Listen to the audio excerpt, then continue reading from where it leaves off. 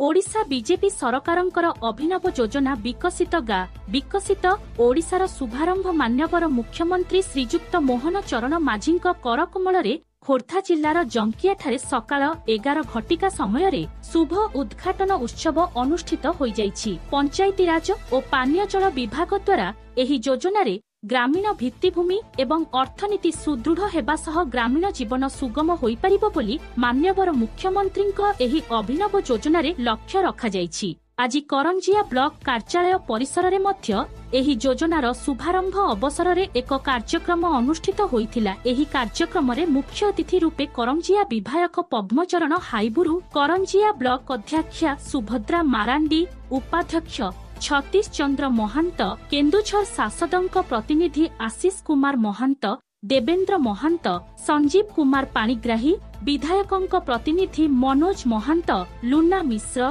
Karanjia BDO Pradyumna नायक, जिला परिषद सदस्य ज्योत्स्ना राणी नायक, सहकारी जंत्री इमितियाज अल्ली, जीपीओ देवाशीष साहू समेत ब्लॉक समस्त सरपंच समिति सभ्य उपस्थित थिले। राज्य संगीत बंदे उत्कल जननी गान सहित एठारे मुख्यमंत्री द्वारा उद्घाटन कार्यक्रम सीधा प्रसारण कार्यक्रम अनुष्ठित होइथिला। कार्यक्रम रे बहु संख्यारे जनसाधारण उपस्थिति देखिबाकू मिलिथिला। मयूरभंज करंजियारू जितेंद्र राजंक रिपोर्ट श्रीक्षेत्र न्यूज। सरकार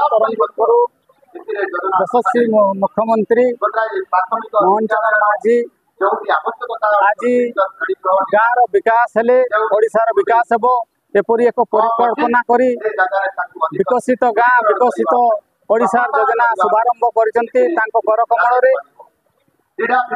यार अर्थ होउची ए योजना जे गाँव लोक माने शहरी लोकंको भली केमती बसवास करि परिबे, सुख स्वाच्छंद रे से माने यातायात करि परिबे, सुख स्वच्छंद रे से माने तांकर दैनंदिन जीवन यापन करि परिबे, से माने डिफरेंस जानि परिबे नाही।